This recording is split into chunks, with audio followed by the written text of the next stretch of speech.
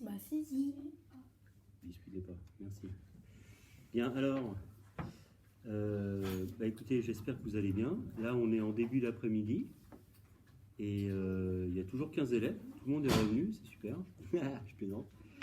Alors, on va calculer là maintenant, on va essayer de voir un peu la technique, comment on calcule des pourcentages. Et qui dit pourcentage dit, je rappelle, un pourcentage c'est une fraction sur 100, d'accord? Et la barre de fraction, je rappelle que c'est une barre de division, donc cela revient à la fin à diviser par 100. Et diviser par 100, on l'a déjà vu, d'accord? Vous vous souvenez, hein? Si je refais rapidement un petit tableau, les dixièmes, les centièmes, les millièmes, ici unité, 1, dizaine, 10, centaine, 100, et bien en réalité, vous vous souvenez, on prend tout le bloc, et puis on le décale, d'accord? Et quand on divise par 10, on part dans l'autre sens. Hein. Quand on divise par 10, on divise par 100. 2 divisé par 10 égale 2 dixièmes, 0,2, égale, encore divisé par 10, est égal à 2 centièmes. Donc en clair, 2 centièmes, ou 2%, ça équivaut à 0 unité, 0 dixième et 2 centièmes, tout simplement. D'accord? Donc à la fin, il y a une division par 100, qui peut aussi s'écrire comme ça. Alors on va tout de suite prendre un cas concret, très simple, vous montrer un petit peu la méthode, puis on va en faire quelques-uns, puis après il y aura un exercice dans le livre. Alors, par exemple, imaginons que ce soit bientôt les soldes, et on nous propose 20% de réduction. 20% de réduction sur tout le magasin. Donc en réalité, ce qu'il va falloir faire, je peux écrire ça aussi comme ça, hein, 20 centièmes, on va nous faire cadeau de 20 centièmes du prix. D'accord? Alors en fait, vous avez deux manières de faire. Parce que, regardez, il va falloir multiplier par 20 et ensuite diviser par 100. Et ce qui est rigolo, c'est qu'on peut le faire dans les deux sens. Je peux commencer par diviser par 100 et multiplier par 20, ou multiplier par 20 et diviser par 100. Je vous conseille plutôt de faire ça, parce que pour des raisons pratiques, vous allez voir. C'est-à-dire que multiplier par 20, souvent on obtient un nombre assez important, qu'on peut plus facilement diviser par 100, enfin c'est assez facile au niveau du décalage. Je rappelle qu'on ne pose pas les divisions par 100, hein. On décale, hein. Ça marche? C'est compris ça? Divisé par 10, divisé par 100. Donnez-moi un prix n'importe lequel. Allez, le prix d'un objet, et son prix. Vas-y Émilie, un peu. 85. Alors pourquoi? Un réveil. Un réveil à 85. Bon réveil.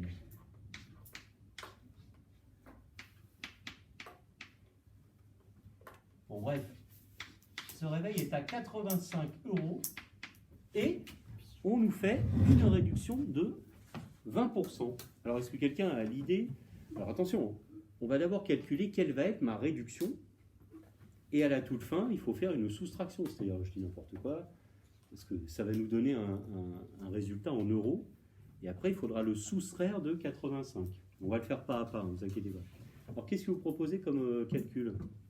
Comment on va faire pour trouver 20% de 85 €? Moi j'arrive dans le magasin, c'est très concret. Hein. Ah, je vois ce réveil, j'aimerais bien parce que j'ai plus de réveil.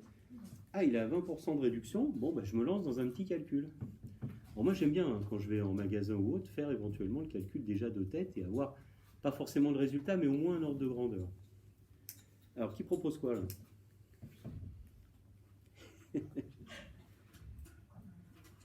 Ouais, d'accord. Quoi d'autre? D'autres propositions?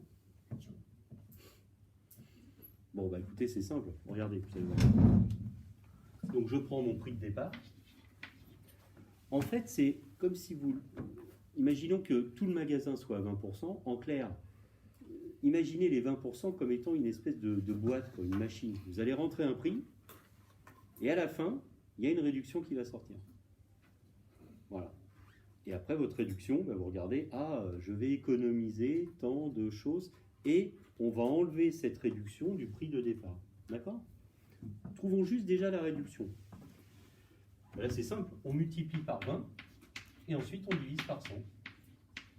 D'accord? Alors on va le faire ensemble. En sachant que la division par 100, hein, on le fera à la fin dans ce tableau. Alors, 85 multiplié par 20. Allez, je vous écoute. Qui me parle? Vas-y, Raphaël. Ça me fait 0, 0. Il me faut 0, 0.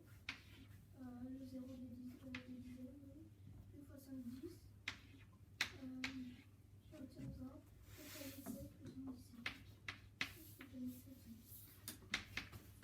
Oui. Alors attention, hein, la réduction n'est pas de 1700 €, ce qui serait formidable, quoi. Non, faut pas exagérer. Mais maintenant, je divise par 100. Alors, je vais l'écrire. J'ai trouvé 1700. Et donc, je vais le diviser par 100. Donc, je vais décaler 2 fois. Divisé par 10, divisé par 100. Si je divise par 10, je décale tout mon bloc. La virgule est là, d'accord?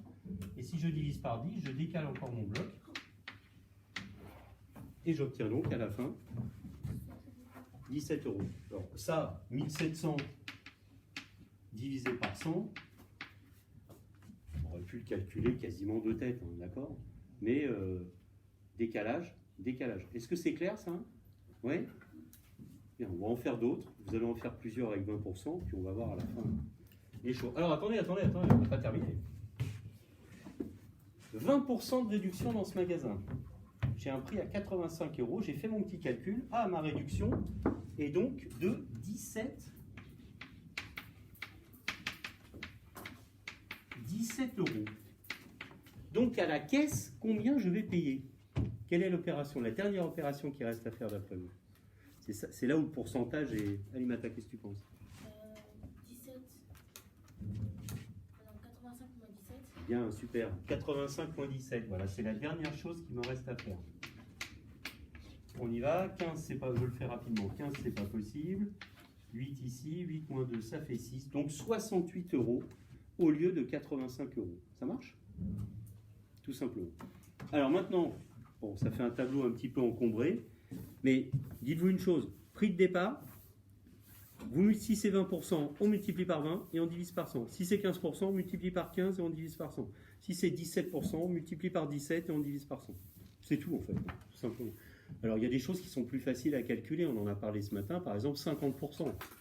50%, on coupe le prix en deux.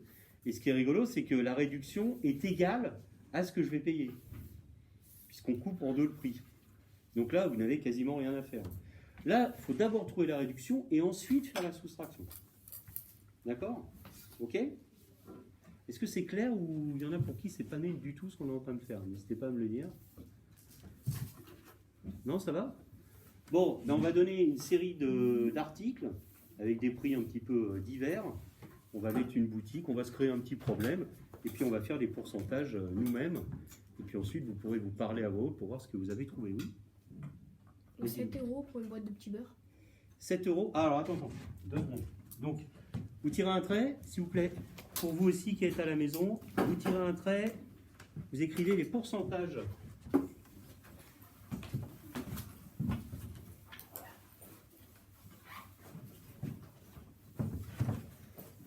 On va se créer un petit énoncé de problème facile. Alors c'est parti. Il n'y a pas beaucoup de batterie. Il n'y a pas beaucoup de batterie? On va faire des vidéos. Non, non, c'est pas le batterie, c'est le stockage. Ouais. Non, mais il faut quand même qu'on parle un petit peu, que je donne l'énoncé. Dans la boutique, alors donnez-moi un nom de boutique. Rompiche. Roupie. Rompiche. Rompiche.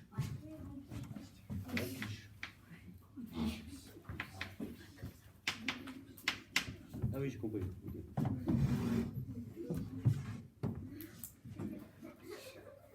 Dans la boutique Rompiche, tous les articles sont soldés. Enfin, tous les articles ont une réduction, on va dire ça plutôt, de 20%.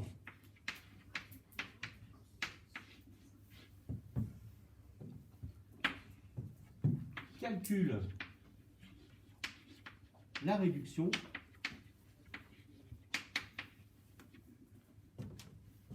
puis le nouveau prix du produit. Alors, tout à fait possible qu'on ait des nombres décimaux qu'on divise par somme. Alors, le prix du produit. Alors tiens, je propose qu'on fasse des petits dessins avec des petites étiquettes, ça ira plus vite. Alors on y va, la boîte de petits lus, c'est ça? Petit beurre. Le petit beurre. Même chose. Petit beurre. Alors elle est à combien normalement? 7 euros. Combien? 7 euros. 7 euros. Voilà, donc 20% de 7 euros. 7 fois 20 divisé par 100. Ensuite autre chose. Un matelas. Alors à combien? 52.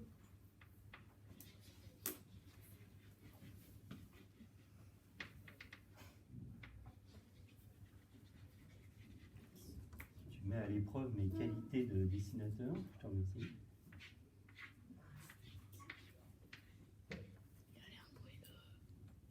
Alors c'est pas un petit beurre, hein. C'est le petit beurre idéal. Attention. 52. Ah bon? On matelas en forme de petit beurre. Oui. Un oreiller. 32. Ah oui, c'est vrai, on est chez Rompiche. Un oreiller. Ah, mais c'est compliqué. Ça va, hein. Bon, un oreiller. Bon, vous comprendrez que c'est un oreiller. À combien l'oreiller? Un oreiller à 32, un oreiller de luxe. 32 euros. D'accord.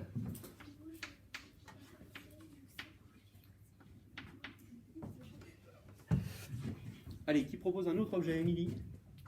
Du coup, un réveil. Ah bah oui, un réveil, excellent. Il est en retard le réveil. 1h83, non, peut-être pas.